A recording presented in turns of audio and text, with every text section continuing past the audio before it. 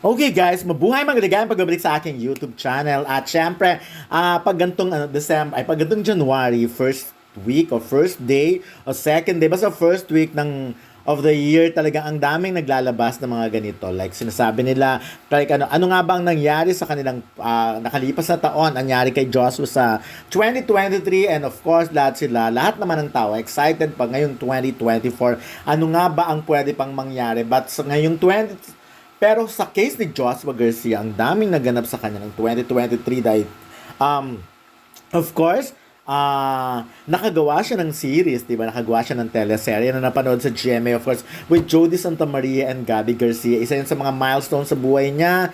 And of course, this year, talagang naging solid yung friendship niya with kaya lang nga dahil alam natin kung ano yung mga nangyari. So, 'di ba, medyo nagkanya-kanya sila ng ng ganap this mga latter part. Of course, may mga involved din kasi like, unlike before, solid yung friendship with Catherine Bernardo, Daniel Padilla, Ria Taide, Zanjo Amarudo, of course. Pero I'm sure pagdating sa guys, solid pa rin naman yan. Kaya lang, for now, syempre, hindi ganun kadali na buuin, pagsamahin because alam naman nating lahat. And of course, actually, nakagawa rin ng movie si Joshua yung dapat sinali sa Metro Manila Film Festival pero hindi nga natanggap. So, yun. And of course, this year, then, parang talagang solidified na ang kanyang relationship with Emeline Viger. Ganun talaga pagkakabigkas ko. But anyways, ayun nga, for the ngayon lang talaga, after yata ni Julia Barreto, ngayon lang talaga naging very open si Joshua Garcia pagdating sa love life. At talagang,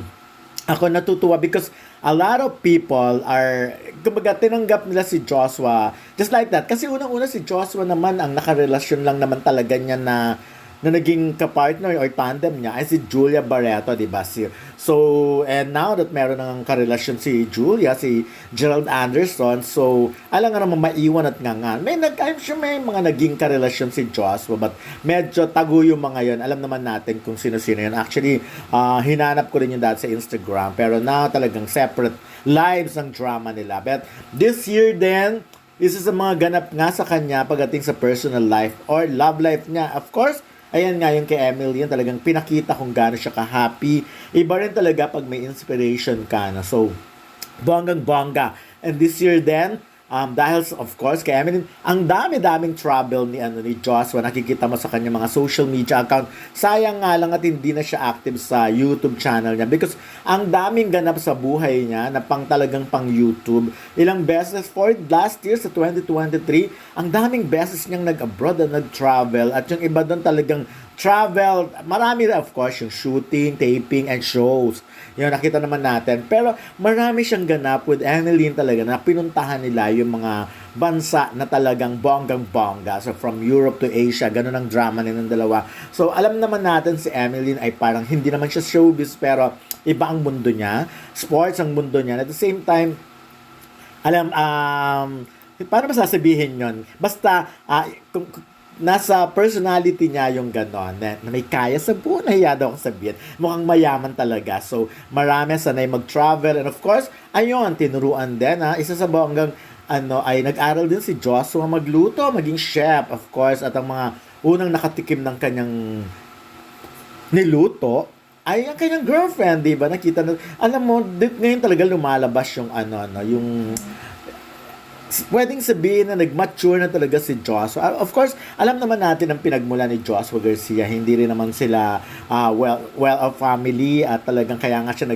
sumali sa Pinoy Big Brother. And of course, alam naman natin kung anong pamilya ang pinagmulan niya, ang kanyang parents. But kung sino nagpalaki sa kanya, open book naman yun, nasabi naman niya yun sa pero kaya lang even before naman talagang masasabi mong pwedeng-pwede at talagang si Joshua ang laki ng future niya sa showbiz. Pero ngayon, ang laki-laki na talaga niya.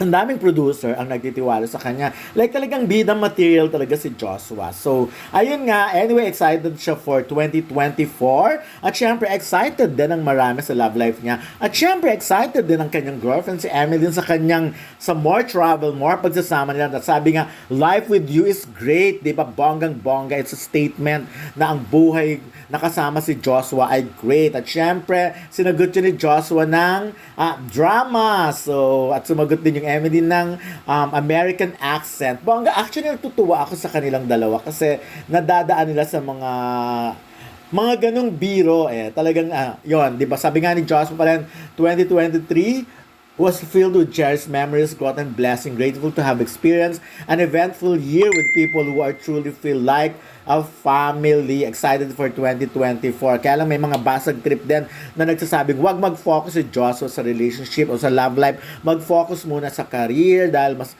maganda nga. At ako, ang wish ko lang kay Joshua, gumawa ng pelikula yung masasabing kanya talaga. Patunayan nga isa siyang box office material na bankable actor siya. Yun lang naman. Okay.